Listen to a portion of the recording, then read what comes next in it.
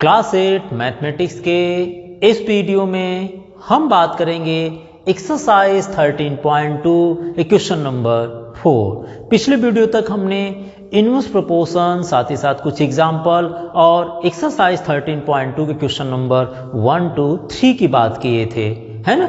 तो अब चलते हैं इस वीडियो में एक्सरसाइज 13.2 के क्वेश्चन नंबर 4 को लेकर। तो चलिए देखते हैं क्या है क्वेश्चन नंबर 4।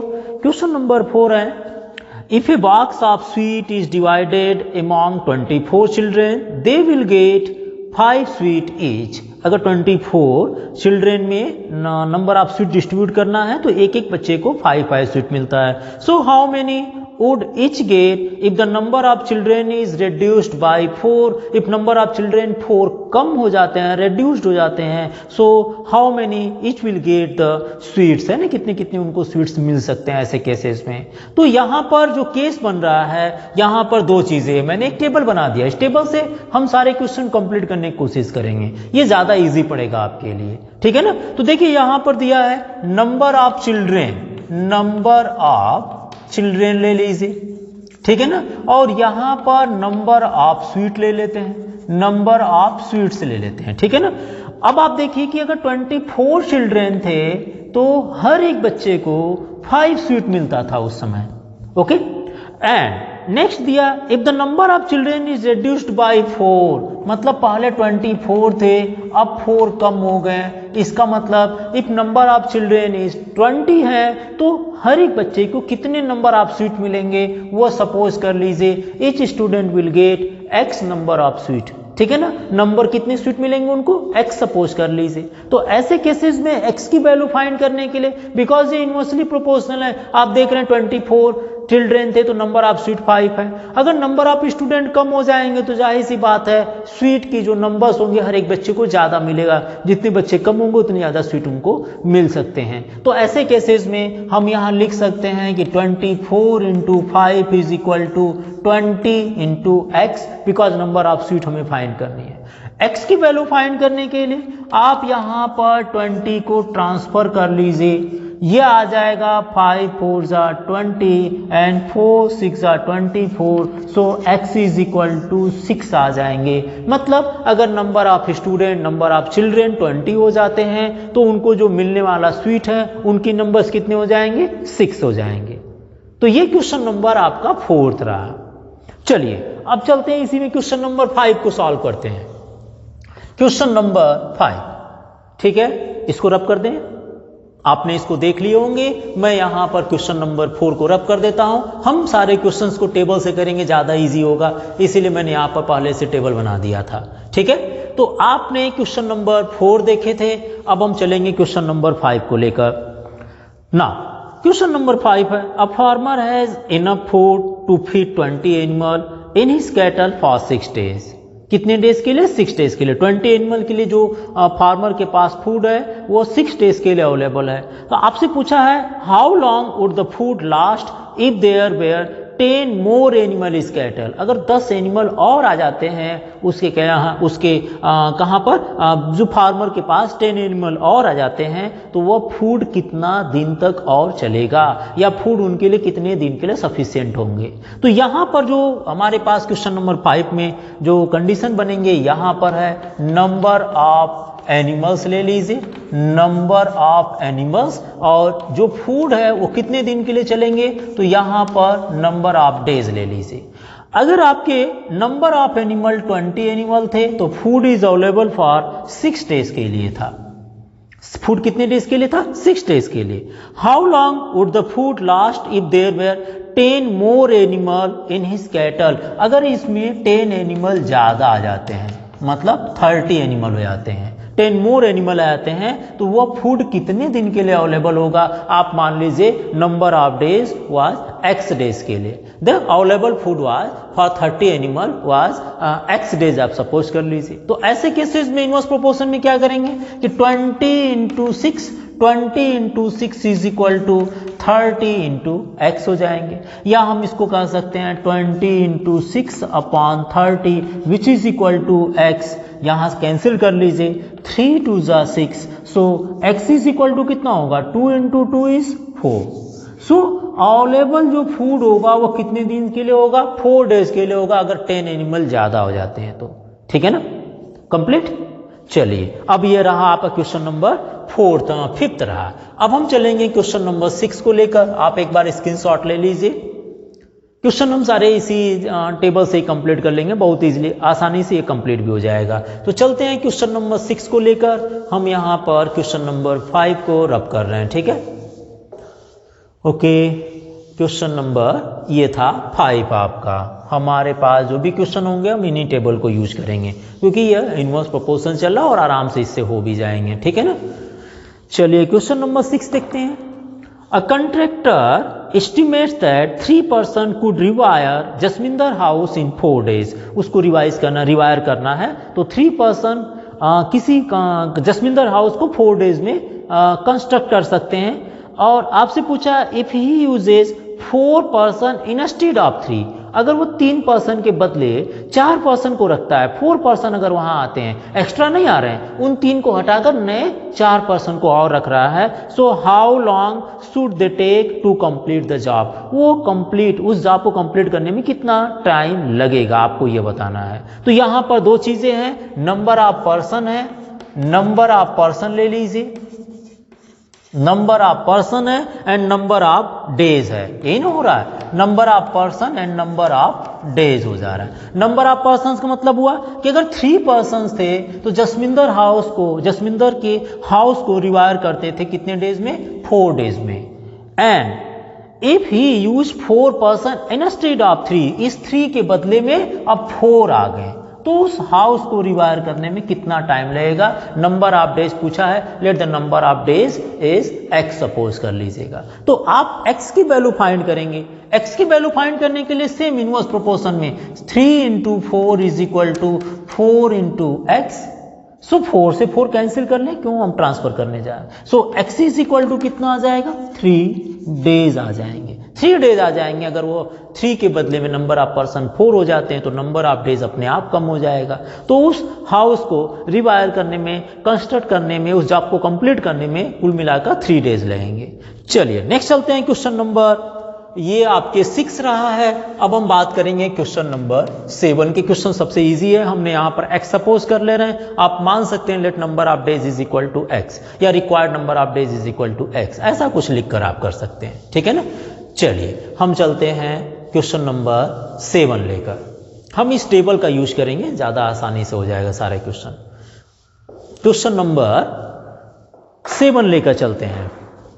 क्वेश्चन नंबर 7 में क्या है, a batch of bottles were packed in 25 boxes with 12 bottle in each box. एक बॉक्स है जिसमें देखिए लिखा है batch of bottle were packed in 25 boxes में, और हर एक बॉक्स में 12 बॉटल रखे जा रहे हैं। 25 बॉक्सों में बॉटल को पैक किया जा रहा है और कंडीशन दिया गया each box contain 12 bottles.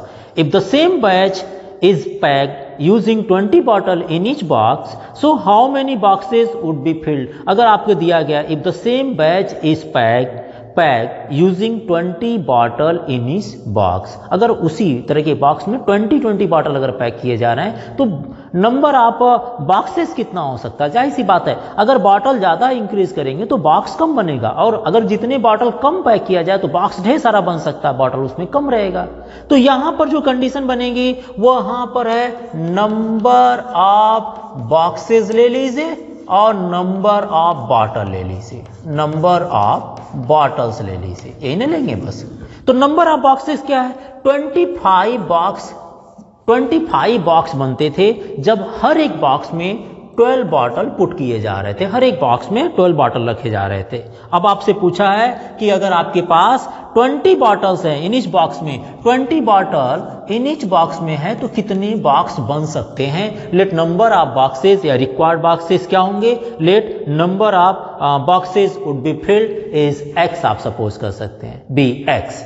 Okay, तो यहां पर number of boxes x suppose कर लीजिए, बिकॉज बॉक्स पूछा है, नंबर ऑफ बॉटल दिया है, तो आप ले सकते हैं क्या कि ये इनवर्स प्रोपोर्शन बना रहे हैं। So 25 × 12 is equal to x × 20। So value of x कितना होगा, 25 × 12/20 which is equal to x। 5 5 25, 5 4 20 and 4 3s are 12. So x is equal to 5 into 3 which is equal to 15. तो 15 बॉक्सेस होगा। अगर आपने नंबर ऑफ बॉटल इंक्रीज कर देते हैं तो बॉक्स की जो बनेगी संख्या वो कम हो जाएगी। जितना कम बॉक्स है ना, कम सामान रखिए ज़्यादा पैकेट बनेंगे, और ज़्यादा सामान रखेंगे तो कम पैकेट बनेंगे, मतलब क्योंकि हमारे पास बॉटल की संख्या उतना फिक्स है, ठीक है ना। तो इसके हिसाब से आपने 15 बॉक्सेस रेडी होंगे if number of bottle is 20 in each box होगा। तो ये क्वेश्चन नंबर आपके रहा, क्वेश्चन नंबर 7 था। नेक्स्ट चलते हैं हम क्वेश्चन नंबर 8 को लेकर। हमारा एक ही बॉक्स से सारा काम हो जा रहा है ना, तो ठीक है, आपने इसको नोट कर लिए होंगे। अब हम चलेंगे क्वेश्चन नंबर 8 लेकर, ठीक है। आप भी रब कर लीजिए, नहीं आप तो नेक्स्ट नोट कर लीजिए, ठीक है ना। चलिए क्वेश्चन नंबर 8 में कहा गया है a factory require 42 machine to produce a given number of article in 63 days. मतलब 42 मशीन रिक्वायरमेंट हो रही है किसी आर्टिकल को प्रोड्यूस करने में, 63 डेज लगते हैं। So how many machine would be required to produce the same number of article in 54 days? अगर उसी काम को, उसी आर्टिकल को प्रोड्यूस करना है 54 डेज में तो कितने मशीन की जरूरत पड़ेगी। जाहिर सी बात है, डेज कम करे तो नंबर ऑफ मशीन ज़्यादा हो जाएंगे, लेकिन हमें यहाँ पर कैलकुलेट करना है तो यहाँ पर लिख दीजिए मशीन, नंबर ऑफ मशीन से ले लेते हैं, है ना। यही ना होगा भाई, मशीन की संख्या कितनी हो, नंबर ऑफ मशीन हो गया, और नंबर ऑफ डेज ले लीजिए, नंबर ऑफ डेज कर दीजिए। अगर नंबर ऑफ मशीन 42 थे तो उसी आर्टिकल को प्रोड्यूस करने में 63 डेज लगता था। आपसे पूछा गया है how many machines are required, कितनी मशीन और रिक्वायर्ड होगी ताकि उसी आर्टिकल को प्रोड्यूस करने में 54 डेज लगे। हमने number of machine, required machine is x suppose कर लिए।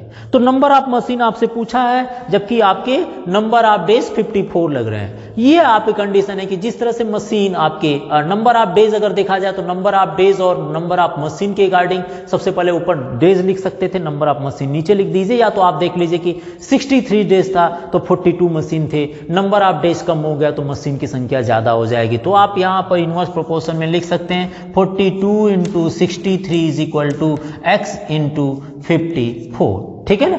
कोई भी आप लिख दीजिए, ऊपर इसको लिख दीजिए, नीचे इसको लिख दीजिए, बात तो इनवर्स प्रोपोर्शन का है तो ये तो अपने आप ही मल्टीप्लाई चाहे 63 इंटू 42 करिए चाहे 42 इंटू 63 करिए, बराबर बात आ जाएगी। तो यहाँ से x की वैल्यू फाइंड करना है। So 42 into 63 upon 54 is equal to x हो जाएंगे, और यहाँ से 6 से, है ना, 6 7 जा सॉरी आप इसको कैंसिल कर लीजिए, 6 7 जा, है ना, 42 एंड 42 हो गया, 6 9 जा 54, और किसी से कैंसिल हो गया 9 7 जा 63, और ये आ जाएंगे 7 into 7 is equal to 49। So number of machine, required machine x is equal to 49। तो अगर 49 machine, number of machine increase कर देते हैं तो वह आर्टिकल जो प्रोड्यूस हो रहा है वो 54 डेज में कंप्लीट हो जाएगा। तो रिक्वायर्ड मशीन कितने होंगे, वो 49 हो जाएंगे, ठीक है। ये आपका 40 क्वेश्चन नंबर 8 रहा। नेक्स्ट चलते हैं, इसी में चलेंगे क्वेश्चन नंबर 9 को भी लेकर, सारे एक ही चार्ट में करने की कोशिश करेंगे। क्वेश्चन नंबर 9 लेकर चलते हैं, एक बार 9 को देखिए, ठीक है। ये भी रब कर देते हैं, देखिए कितना इजी है इनवर्स प्रोपोर्शन। डायरेक्ट और इनवर्स प्रोपोर्शन एक्सरसाइज बहुत ही इजी था। अगर आप ये चार्ट तैयार कर लेते हैं या इस तरह से करना चाहें या डायरेक्ट भी कर सकते हैं, जरूरी नहीं कि चार्ट ही बनकर कराएं, ठीक है ना। क्वेश्चन नंबर 9 की बात करते हैं। क्वेश्चन नंबर 9 में है a car takes 2 hour to reach a destination by travelling at the speed of 60 kilometre per hour. किसी फिक्स डेस्टिनेशन को, डेस्टिनेशन मतलब या डिस्टेंस ट्रेवल करने के लिए अगर वो 60 किलोमीटर पर आवर से चलता है तो उसको 2 आवर लगते हैं। So how long will it take when the car travel the speed of 80 kilometre per hour. अगर वही स्पीड उसकी इंक्रीज हो जाती है तो उसी डिस्टेंस को कवर करने में कितना टाइम लगेंगे। तो यहाँ पर आपके पास दो चीज़ें हैं, एक तो स्पीड है और दूसरा है टाइम टेकन है। तो मैंने यहाँ पर स्पीड लिख दिया, speed, and next is time taken, ठीक है ना। अगर स्पीड आपकी 60 किलोमीटर पर आवर थी, ठीक है ना, 60 किलोमीटर पर आवर है तो उस समय टाइम टेकन इन आवर में आप यहाँ पर स्पीड को लिख सकते हैं किलोमीटर पर आवर में, और टाइम टेकन इन आवर में लिख दीजिए, ठीक है ना, इन आवर में। तो आपको यहाँ पर जो किलोमीटर पर आवर लिखे हैं इसको लिखने की ज़रूरत नहीं पड़ेगी। तो यहाँ पर आ जाएंगे 60 kilometre per hour, then time taken is 2 hours है। If the speed is 80 kilometre per hour then what is the required time taken होगा, वो आप x सपोज कर लीजिएगा। Then time taken to complete the same destination with the speed of 80 kilometre per hour is x, है ना, इन x our suppose कर लीजिए। तो यह x की वैल्यू फाइंड करनी है। कैसे फाइंड करेंगे भाई, 60 into 2 is equal to 80 into x. So x की वैल्यू फाइंड करनी है 60 into 2 upon 80 which is equal to x। Cancel कर लीजिए, 2 1 ज़ा 2, 4 ज़ा 8 एंड हियर 2 2 ज़ा 4 एंड 3। सो यहाँ पर आ जाएंगे x is equal to 3 upon 2 hour, या इसको डिवाइड कर लीजिए तो 1.5 आवर, मतलब 1.5 आवर आपको और लगेंगे अगर स्पीड आपने 80 किलोमीटर कंप्लीट कर लेते, 80 किलोमीटर पर आवर की स्पीड चलते हैं तो, ठीक है। तो ये हमारे पास क्वेश्चन नंबर 9 रहा। अब हम आगे बात करेंगे क्वेश्चन नंबर 10 की बात कर लेते हैं। चलिए देखते हैं क्वेश्चन नंबर 10 क्या कह रहा है। आपने नोट कर लिया इसको, चलें आगे। अब हम चलते हैं क्वेश्चन नंबर 10 को लेकर। देखिए है ना, एक ही चार्ट से अगर ये इस तरह से चार्ट तैयार कर लेते तो आपको कंफ्यूजन भी नहीं रहेगा और आराम से आप कर ले रहे हैं क्वेश्चन को, और ये इनवर्स प्रोपोर्शन आप लोग पढ़ भी रहे हैं, ठीक है ना। वीडियो को अगर आप पसंद कर रहे हैं तो आप अपने मित्रों को भी बताइए, अपने फ्रेंड सर्कल में भी डिस्ट्रीब्यूट कीजिए कि हर एक बोर्ड में एनसीईआरटी की जरूरत पड़ रही है और हम यहाँ पर एनसीईआरटी मैथमेटिक्स को क्वेश्चंस को सॉल्व कर रहे हैं। क्वेश्चन नंबर 10 में दिया गया 2 person could fit new window in a house in 3 days। Number of person है, अगर 2 पर्सन लग रहे हैं किसी विंडो को फिट कर रहे हैं न्यू हाउस में 3 days में फिट करते हैं। आगे इसमें नंबर 1 एंड नंबर 2 पार्ट पूछा है। फर्स्ट पार्ट पूछा है one of the person fell ill before the work started. एक पर्सन बीमार हो गया काम शुरू होने से पहले। So how long would the job take now. अब वो वर्क या फिट करने में जो खिड़की फिट करने में जो टाइम लगता है वो कितना होगा। तो नंबर ऑफ पर्सन 1 हो गया, पहले 2 पर्सन थे तो 3 days लगता था, अब 1 पर्सन हो गया तो उस वर्क को कंप्लीट करने में कितने डेज लगेंगे, ठीक है ना। एंड इसका सेकेंड पार्ट पूछा है how many person would be needed to fit the window in 1 day।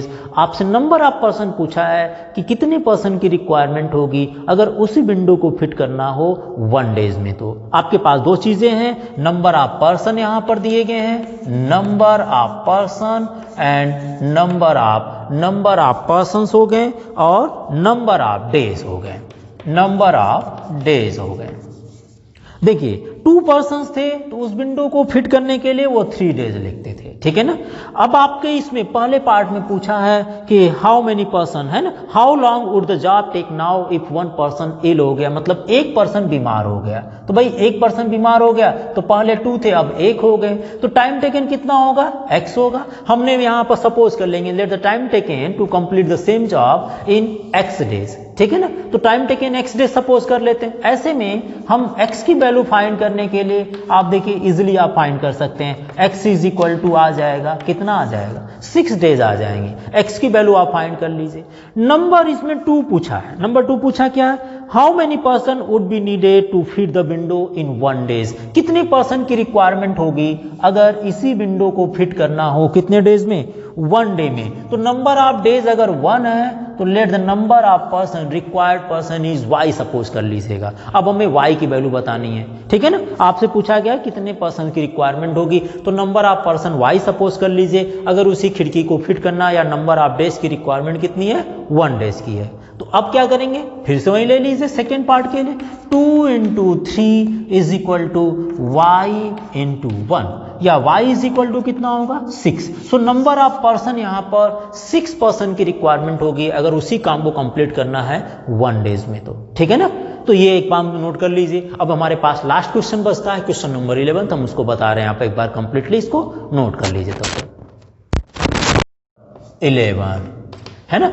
Question number 11 क्या है, अ school has 8 period a day each of 45 minutes duration. एक पीरियड है, 8 पीरियड है, ईच पीरियड ड्यूरेशन जो 45 minutes है।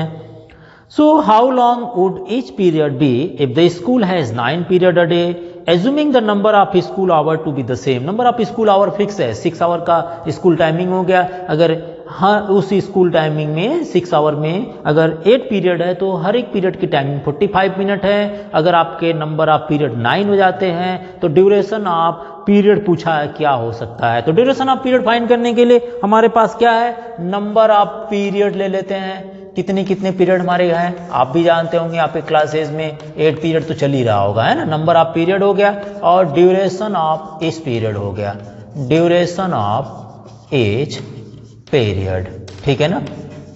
Duration of इस periods हैं। तो यहां पर हम बात कर ले रहे हैं कि अगर हमारे पास अगर 8 पीरियड थे तो उसमें एक एक पीरियड 45 मिनट का था। अगर नंबर ऑफ पीरियड 9 हो जा रहे हैं, ठीक है ना, नंबर ऑफ पीरियड 9 हो जा रहे हैं तो हर एक पीरियड का ड्यूरेशन कितना होगा, तो ड्यूरेशन ऑफ इस पीरियड इज ना x सपोज कर लीजिए, क्या होगा x मिनट। सो x की वैल्यू फाइंड करनी है, these are the in inverse proportion, क्योंकि आपके पास ड्यूरेशन जो स्कूल टाइमिंग वो फिक्स है, तो जाहिर सी बात है नंबर ऑफ पीरियड अगर बढ़ेंगे तो टाइम उसका हर एक पीरियड कम हो जाएगा, तो डिक्रीज हो जाएंगे। तो यहां पर आप बोल सकते हैं 8 into 45 is equal to 9 into x. So value of x कितना होगा, 8 into 45 divided by 9 which is equal to x।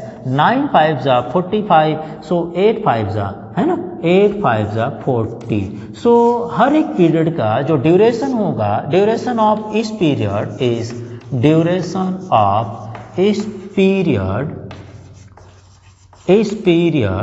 Was 45 minutes, है ना। 40 मिनट हो जाए, ड्यूरेशन ऑफ इस पीरियड वाज 45 मिनट, है ना, when the number of period is 9 days है, ठीक है ना, 9 है। तो ये आपके क्वेश्चंस 11th के बाद ये एक्सरसाइज कंप्लीट हो जाती है, एक्सरसाइज 13.2 कंप्लीट होती है, इसके बाद ये चैप्टर कंप्लीट हो जाता है। अगले वीडियो में हम बात करेंगे चैप्टर 15 की, तो आप एक बार देख लीजिए, चैप्टर 14 हमारे कंप्लीट हो चुके हैं, अब चैप्टर 15 की बात करेंगे, ठीक है ना।